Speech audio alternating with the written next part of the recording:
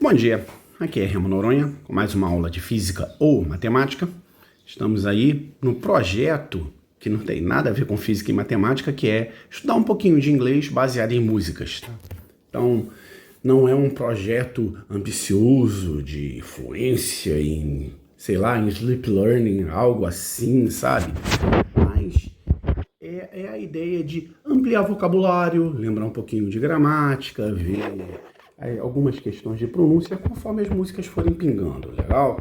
Então, normalmente são músicas lentas para ajudar você a cantar elas depois. Vou ver sempre se eu deixo... São músicas fáceis de achar no YouTube, por exemplo, de qualquer forma.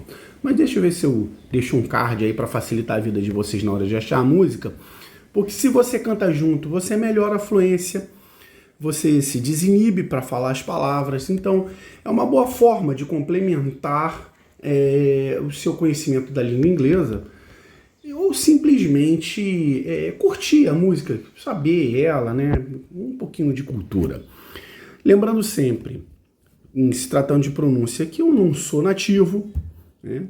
Então não esperem uma pronúncia perfeita de nativo, mas a pronúncia de um brasileiro que tem uma pronúncia razoável, e vamos crescer junto aí na compreensão da língua, combinado?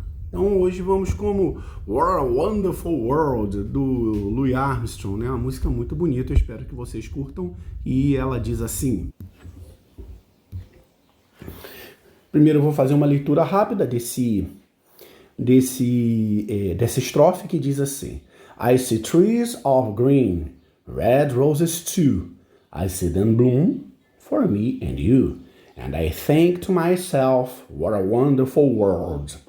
Que é um tempinho também para você perceber duas coisas. Primeiro, que como é uma música, a fala é ritmada, que te ajuda a compreender por detalhes de pronúncia, algumas rimas também. E a explicação de por que eu sublinhei algumas palavras, né? Em verde está aí o se, que está no presente simples. Detalhe de pronúncia em vermelho para of, think e world. Essa daí é difícil. Eu mesmo vou dizer para vocês que se der mole, fica ruim a minha pronúncia, né? E vamos escrever em azul a tradução. Legal? Então, a gente vai ver detalhes de pronúncia aqui. No verde, né? Vamos ver como é que funciona esse tempo verbal, que está no presente simples. É o seguinte: I see trees of green. O verbo ver está no presente simples, então eu vejo. Depois vamos ver os detalhes de como funciona isso lá no finalzinho da aula. Trees, árvores. E aqui a gente tem um detalhe, né? Of. Repara que a pronúncia é como se fosse a letra V, of. Diferente de quando o F é duplo, que é off, tá? Então, por exemplo, decolar é take off. Aqui a pronúncia correta, I see trees of green. Beleza? Então, árvores de verde. E o outro detalhe aqui, eu vou fazer uma tradução livre, porque ninguém... Não, as pessoas até falam a coisa, não sei quem está de verde, né? Mas árvores de verde, na prática, ninguém fala. Então, árvores verdes, simplesmente, tá? Preservando a ideia em vez de ficar tentando fazer traduções ao pé da letra. Legal? Eu prefiro assim. Mas você não está impedido de traduzir como árvores de verde, tá tudo certo, tá? Você tem uma certa liberdade de manobra, combinado? Bem, vamos lá. Red roses too. Então, ó, lembra que a gente tem que inverter aqui para ficar em português na forma corrente, porque em inglês você primeiro fala o adjetivo e depois o substantivo. Então vamos fazer o contrário. Rosas, red, vermelhas. Detalhe, né, que o adjetivo em inglês ele não vai para o plural, então não é reds, é red simplesmente, tá? To, também. Sobre essa palavra também, eu quero dizer uma coisa interessante. Quando ela está na negativa, você usa either. Uma coisa, ó, repara que também ele tem a mesma ideia que o either, mas ele não é igual não, é diferente. Quando você quer, alguém quer alguma coisa e você quer uma coisa também, você quer uma coisa to. Se alguém não quer alguma coisa e você também não quer aquela coisa, você não quer aquela coisa, either. Legal? Seguindo aí, I see them bloom. Então vamos lá. Eu vejo, ao pé da letra, them. Há um detalhe de pronúncia que eu poderia marcar aqui, ó. Então deixa eu marcar em vermelho, porque é detalhe de pronúncia. Que até quando eu pronunciei da primeira vez não ficou legal, não. O M, ele é bilabial. Você fecha a boca para falar. Então é them. Né? I see them. Tem um TH aí também, mas eu vou falar sobre o TH depois. I see them. Eu vejo elas, né? Então eu as vejo. Bloom, florescer. For me and you. Para mim, repara aqui o pronome em forma de objeto, e você. Nada impede de você colocar aqui um para, caso você assim o queira, né? Então, para mim e você, ou para mim e para você. Ambas traduções cabem aí direitinho. And I think to myself. Então vamos lá. E eu, ao pé da letra, think, penso. Ó, reflexivo, tá? Quando você faz alguma coisa para você mesmo, isso aqui é o pronome reflexivo. Poderia ser comigo mesmo. Nada impediria, se você quisesse fazer uma tradução um pouco mais poética e dizer assim, eu penso com os meus botões, nada impediria, tá? E o detalhe de pronúncia, já falamos aqui quando fizemos o tal do Yesterday, né, dos Beatles, TH tem som de TH. TH não é T, TH não é S, TH não é F. Então você tem que colocar a língua entre os dentes para poder falar I think. Tem até a brincadeira, né? De falar sopinha de massinha como se fosse criança e sair falando sopinha de massinha, né? Para você se habituar a colocar a língua entre os dentes para falar o TH. E what a wonderful world. Então vamos lá. Que mundo, né? Então vamos começar aqui pelo substantivo. Wonderful, maravilhoso. E aqui, um mundo, né? Um mundo de uma maneira geral, né? Que é um artigo indefinido, eu não vou colocar na tradução. Mas vamos ver quando é que a gente, mais adiante aí na hora de estudar a gramática, quando a gente vai usar a, quando a gente vai usar an. Legal? Que tem um detalhezinho que às vezes as pessoas não ensinam. Então isso vai ficar para o final, porque é o nosso estudo de gramática, legal? Vida que segue. Ah, não, desculpa, eu tenho que ler ele tudo agora para a gente treinar, né? Tava esquecendo esse detalhe. Mais uma vez, então, vê se você consegue ler comigo que eu vou ler bem devagarinho. I see trees of green, red roses too. I see them bloom for me and you. And I think to myself, what a wonderful world. Se você ficar com isso na cabeça, fica fácil depois de você cantar com o Louis Armstrong, que ele canta bem devagarinho, legal? Tem uma versão também com aquele havaiano que toca lindamente com o ukulele, né? Eu fico imaginando o cara com aquela mãozona tocando o ukulele. Eu não lembro o nome do artista, mas eu acho que boa parte de vocês sabe de quem eu tô falando, legal? Ele é muito bonitinho, né? Seguindo aí. Mesma lógica, ó. I see skies of blue. Eu, presente simples, vejo. Vou traduzir do jeito que tá? Céus de azul, azuis. Legal? And clouds of white. E clouds, nuvens. Of white, nuvens brancas. The bright blessed day. Eu acho essa palavra linda, linda, abençoada, né?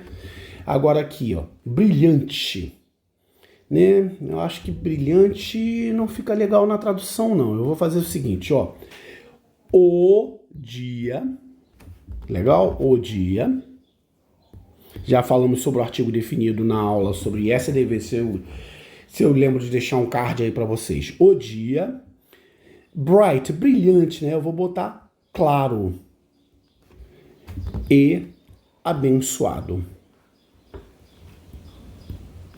Aqui, se por um acaso você tem um inglês um pouquinho mais avançado, fica a ideia do collocation. O que vem a ser collocation? Certas palavras em língua inglesa combinam com outras, tipo, você fala Merry Christmas, Feliz Natal.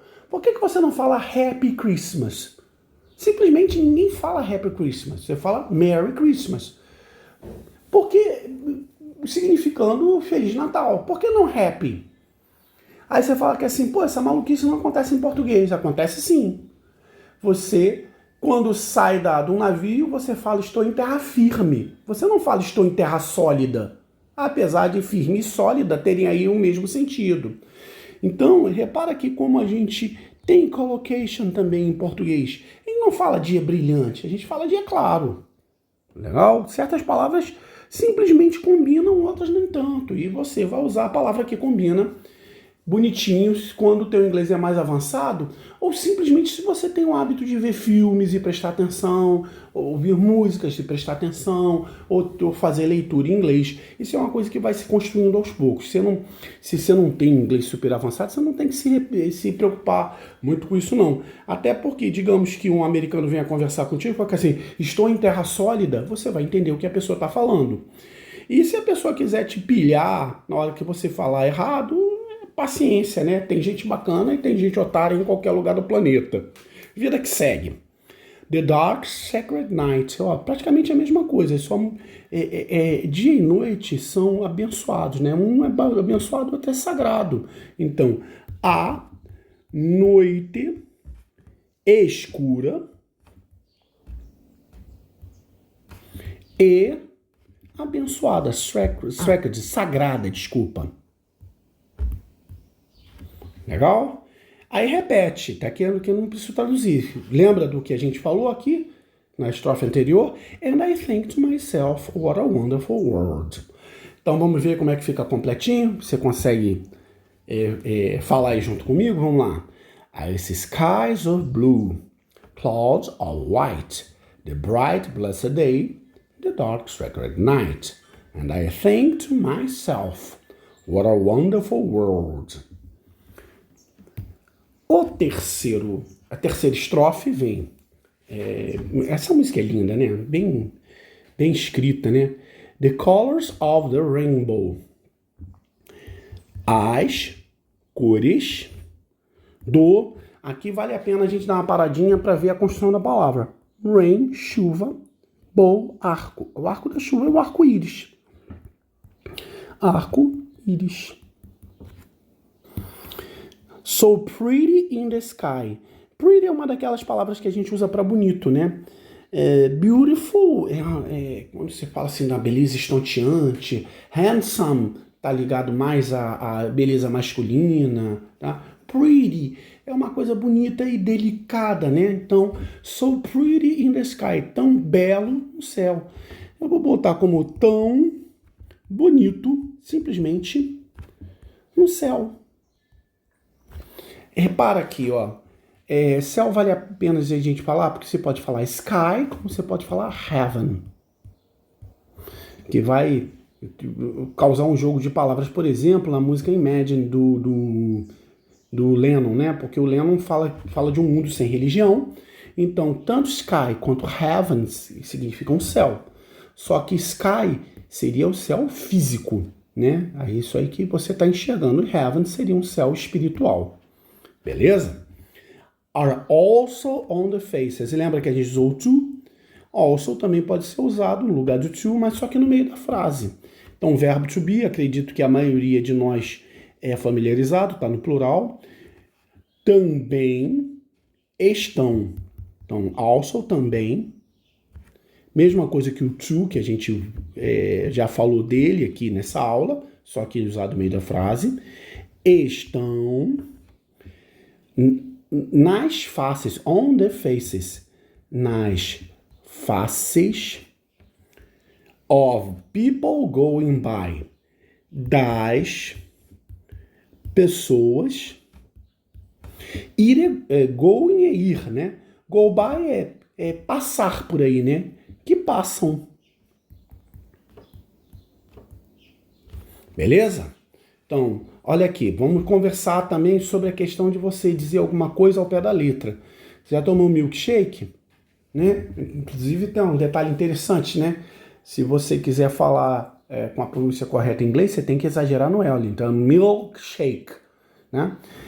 E até um amigo contou uma história de que foi no McDonald's lá, pediu um milkshake e a pessoa não entendeu ou fingiu que não entendeu, né? Então, teria que exagerar no L, mas é aquela coisa que a gente já falou de ter pessoas tão bacanas que querem se esforçar para te entender e pessoas que fazem questão de te perturbar para você não ter uma pronúncia perfeita, né? Shake é misturar, balançar, né? Então, ó, balançar as mãos. O que quer dizer? Apertando as mãos, né? Normalmente quando você aperta e chacoalha a mão da pessoa, né? Então, nossa, a letra ficou horrível, deixa eu melhorar aqui. Eu vejo amigos. Você poderia até botar uma tradução mais livre, se cumprimentando, né? Apertando as mãos.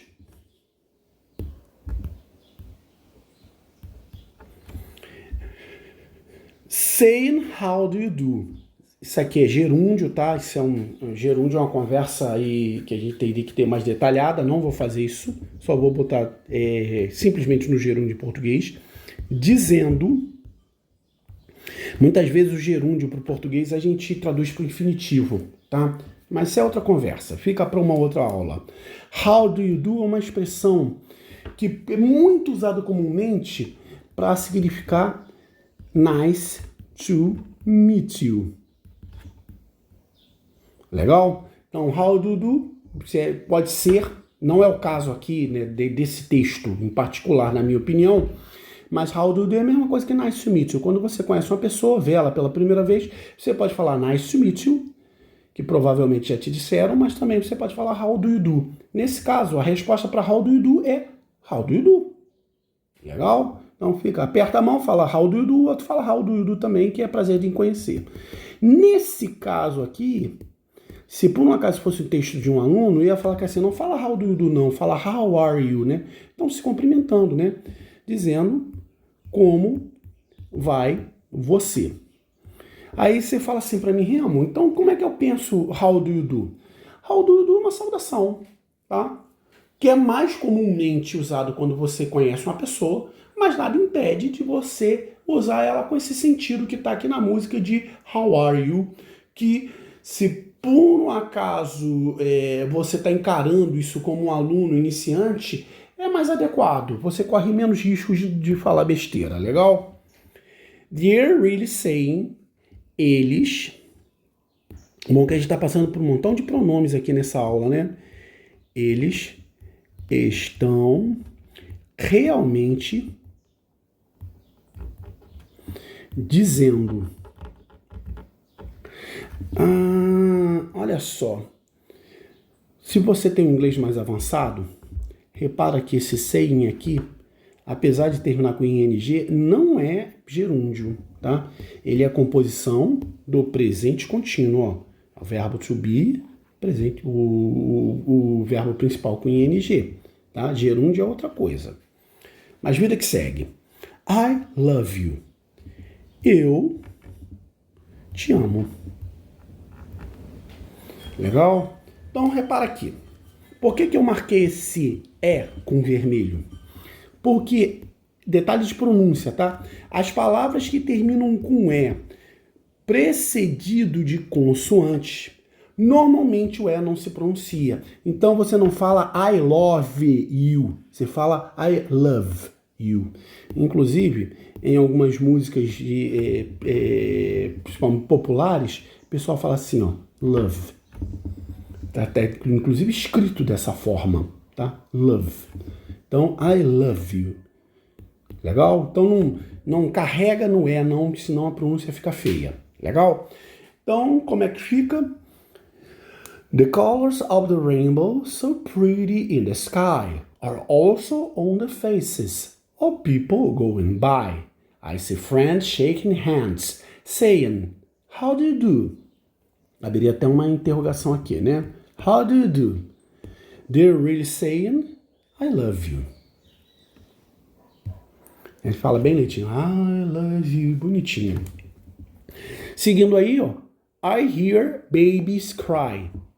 Eu ouço, verbo ouvir. Vou escrever ovo, meu Deus do céu. Ô língua portuguesa. Eu ouço bebês chorar, tá? Aqui eu vou botar chorando. Eu ouço bebês chorando. Né? Que é como nós falaríamos correntemente em português. Eu watch. Quando você watch, você vê e observa. Eu a eles. Os ver e observar, né? Eu observo, não. Eu vou traduzir como vejo. Eu os vejo grow, crescer. Legal? Cuidado que esse vejo aqui é diferente desse vejo desse vejo aqui é se, né? Simplesmente ver. Aqui no caso do bebê, apesar de eu ter traduzido como vejo, poderia traduzir como observar, porque quando você watch, você vê e presta atenção. Legal? Mas vou traduzir como vejo.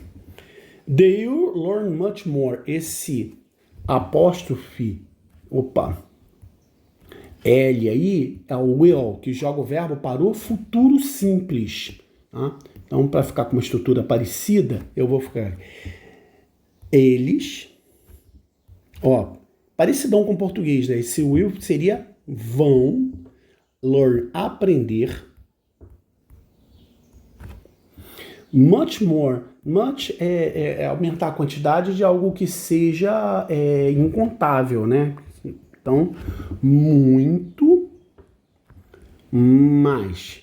Eu vou depois dedicar alguma aula aí, se esse projeto for adiante, né? Se vocês forem gostar, a gente vai ver a diferença de much, many, little, few, mas fica para outra aula, né? Then, do que I will ever know, do que eu, tá aqui, ó, eu saber. Vamos lá. Ever dá ideia de eternidade, né? O que vai acontecer daqui para adiante, em definitivo, no resto dos tempos, legal? Em português, eu traduziria como jamais, do que eu jamais saberei para ficar no futuro. Legal? Uma tradução bem livre, tá? Do que eu saberei em qualquer momento, em qualquer momento futuro, né? A ideia é essa. Aqui para diante é repetição. And I think to myself, what a wonderful world. Yes, I think to myself, what a wonderful world. Isso aqui a gente já traduziu. Oh, yes. Ele não fala oh, yes, ele fala oh, yeah. Se eu não estou muito enganado, né? Que seria uma gíria, né? Então, fechando aí. I hear babies cry. Aí eu tenho que dar um tempinho para você lembrar que eu vou ler e a chance de você ler comigo, né? I hear babies cry. I watch them grow. They'll learn much more than I'll ever know. And I think to myself, what a wonderful world. Yes, I think to myself, what a wonderful world. Oh, yes. Agora, vamos encerrar com aquela conversinha que você espera por ela como quem espera por uma dor de dente, que a gente vai dar uma olhada um pouquinho na gramática, né? Completar com a ou an. Primeira coisa que a gente tem que pensar é que a ou an tem a ideia de uma unidade. Se você quiser colocar no plural, você vai ter que usar some, algum. Legal? Então, repara aqui. Provavelmente, alguém chegou e falou assim para você. Ó, quando você vê consoante, você coloca A. Quando você vê vogal, você coloca N. Isso, na maioria das vezes, funciona, tá? Mas você tem que tomar cuidado, porque não é simplesmente a consoante aqui, simplesmente a vogal aqui. É o som. É o som. Você tem que preocupar com o som, tá? Para não emendar as palavras. Então, esse aqui é normal. Umbrella, tá? Esse aqui dá uma vogal com som de vogal. Umbrella. Repara que aqui, olha como o som é diferente. Umbrella e universal, ou university, por exemplo, né? Esse som é de U. Você vai ter uma semivogal aqui. Então, por incrível que pareça, você vai falar a universe, ou a university. Legal? Aqui, ó, cuidado. Você tá vendo uma consoante, mas no som é a letra F. Então, an FBI agent. Isso aqui é uma consoante? Beleza. Horse. A horse. Mesma coisa que hospital. A hospital. Mas ora, hour, o H é mudo. Então você vai falar an hour. Legal? Então você tem que tomar cuidado com o som. E como é que você vai usar o artigo definido? Seria the para todo mundo aí. Na hora de escrever fica assim. Mas na hora de pronunciar, você vai usar, ó, the ou, desculpa, estou trocando. Já é fazendo besteira aqui, ó. The aqui, e você vai fazer a pronúncia the aqui, no lugar de an. Então você fala the car, the universe, the horse, the hospital. Mas aqui você vai falar the airport, the umbrella, the FBI agent, the hour.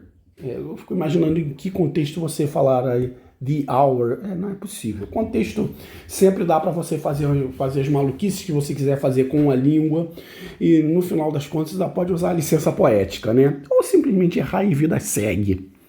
Legal? Agora, uma lembrancinha de como funciona o presente simples. Onde é que eu achei essa tabela? No nosso trabalho voluntário aí, mais de 4 anos dando aula aí para vocês. Então, vamos chegar aqui na base do canal. No canto direito você está vendo aqui About. Se você tem em português, você vai estar sobre.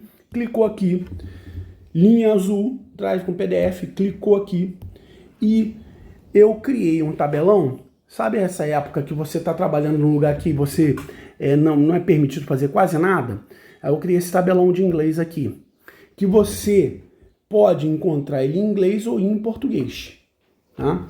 Desse tabelão, aonde você tem aí os tempos verbais principais, eu tirei o que eu coloquei na tabela lá do presente simples. Qual tempo? Presente simples. Quando é que você usar?